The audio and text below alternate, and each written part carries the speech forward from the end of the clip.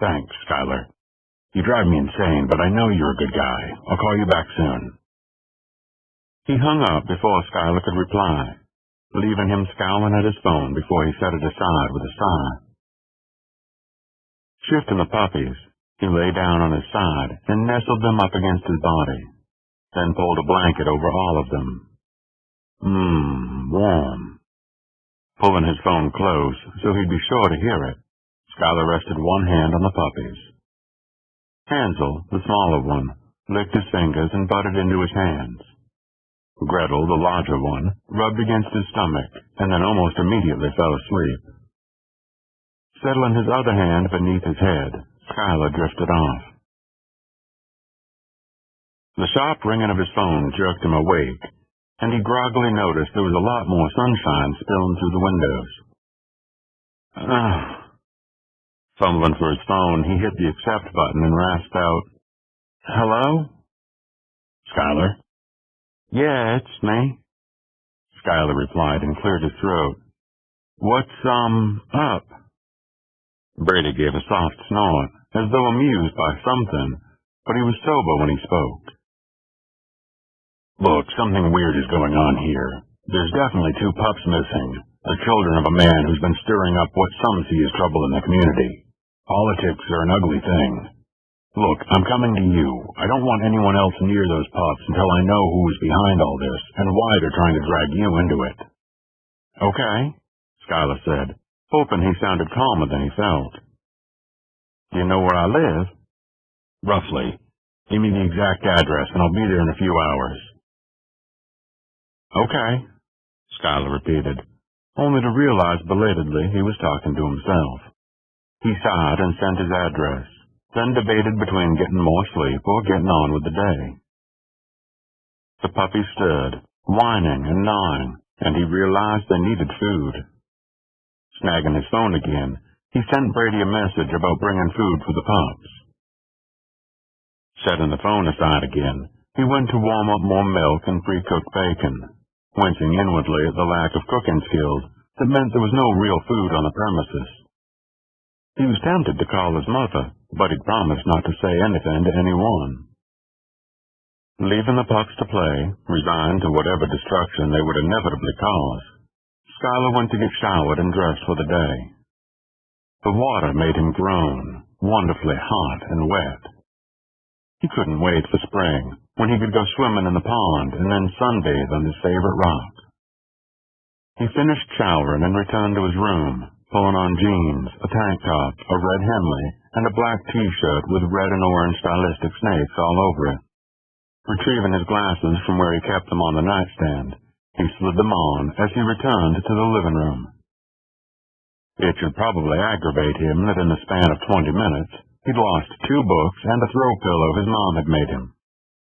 But the puppies looked so damn cute and proud of themselves, he could only grin and kneel, urging them to him, laughing when they nipped and licked and barked at him, wagging their little tails.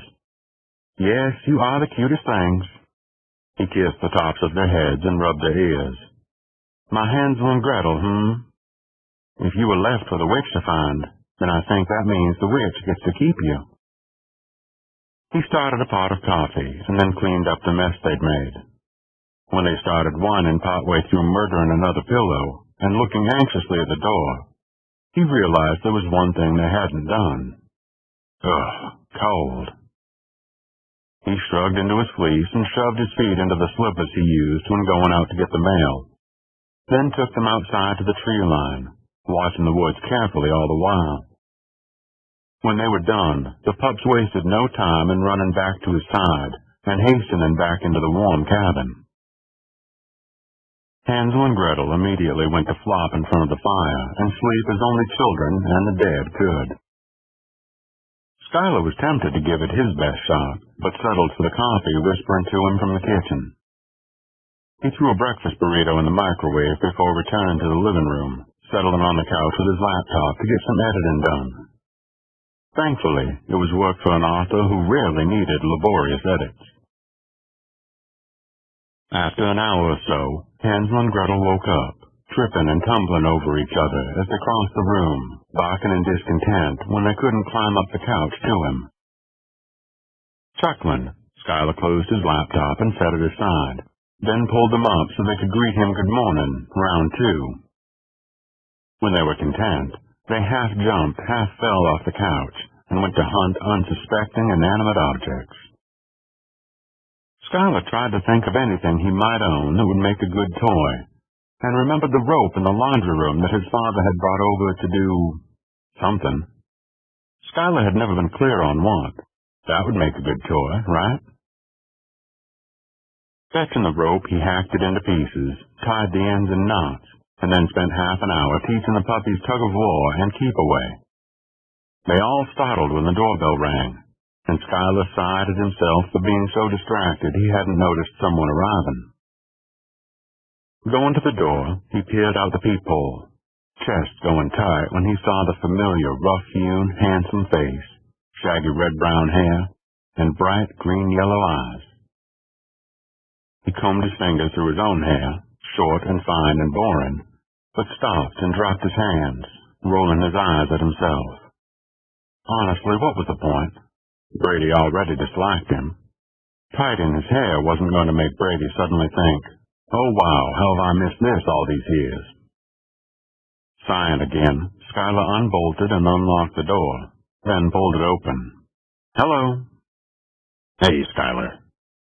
Brady stepped inside when Schuyler moved back to let him, and Schuyler had a burst of warmth and wolf and winter as he passed. He closed the door and led the way to the living room, where the puppies immediately growled and hid under the couch. Schuyler moved away from Brady and planted his hands on his hips. "Hansel, Gretel, it's okay, babies. I won't let anyone hurt you. Come to Schuyler." They crept forward slightly, heads half out from under the couch, and Schuyler knelt on the floor, beckoning to them again. "Come here. I promise it's okay." Yipping, they obediently ran to him, clambering to get into his lap, tumbling him over and crawling up his torso to lick at his face, knocking his poor glasses to the floor. Schuyler laughed and managed to get a hold of them, then leveraged himself up and settled them in his lap. "Behave and say hello to Brady." He looked up, still smiling. "Sorry, they should be okay now. I think it was a wolf who abandoned them, so they're probably a little—" He trailed off as Brady just continued to stare at Schuyler as if he were the weirdest thing Brady had ever seen. Well, it wasn't like he wasn't used to that. Schuyler swallowed and looked back down at the puppies, warmed by the way they continued to lick and nip and nuzzle at his hands. The puppies didn't care he was a weird, awkward snake. They didn't care about anything except that he gave them bacon and rope and ear rubs and a warm place to sleep. Schuyler jumped when Brady abruptly knelt beside him and held his hands out to the pups. They sniffed him thoroughly and huffed in approval, but then went right back to pawing at Schuyler. Brady, to Schuyler's surprise, chuckled softly. "They've sure latched onto you. Did you really call them Hansel and Gretel?"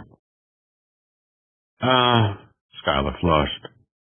"They were children abandoned in the woods by one of their own for the evil witch to devour. It seemed to fit." Brady's smile collapsed. "By one of their own? What do you mean?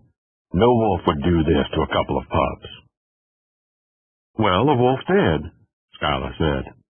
"My senses don't lie, and there was definitely another wolf there, carrying a kerosene lantern.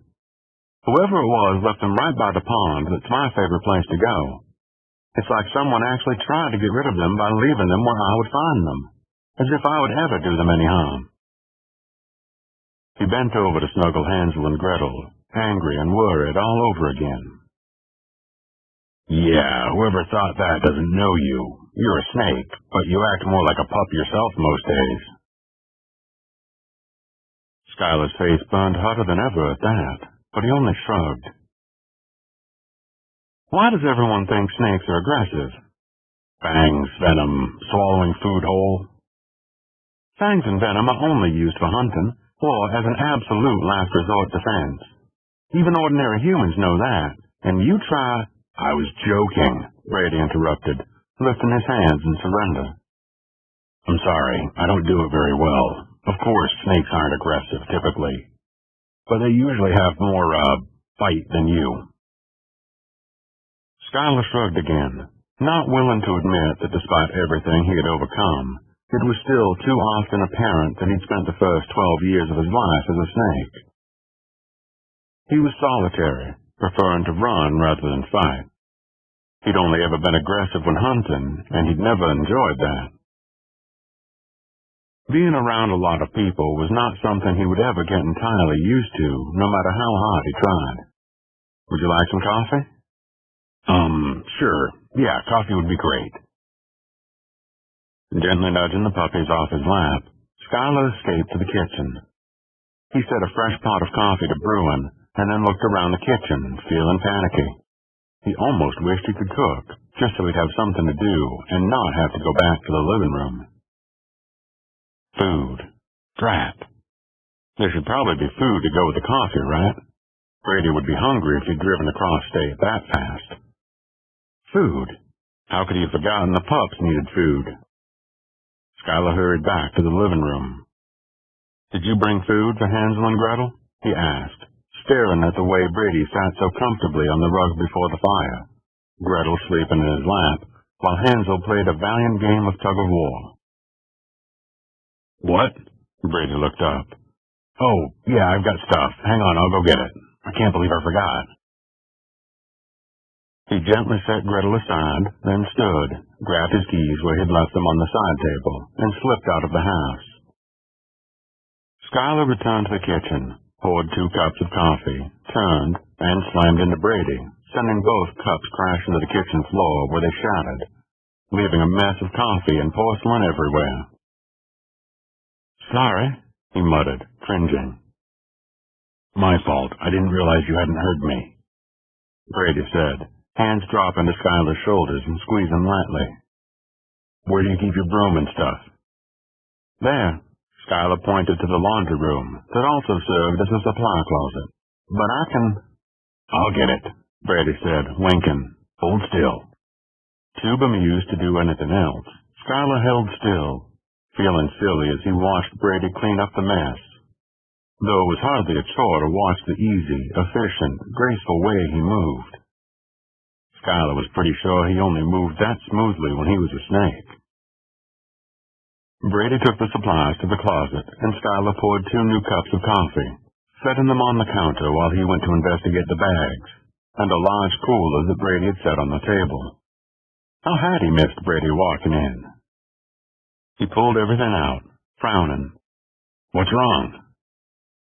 Schuyler jumped again, then sighed at himself. Nothing. It's just, this is all real food." Brady laughed. "Well, yeah. What else would I have brought?" "I hope you know how to cook, because if you were banking on my skills, we're going to starve," Schuyler said. "I'm pretty sure we'll manage something," Brady replied.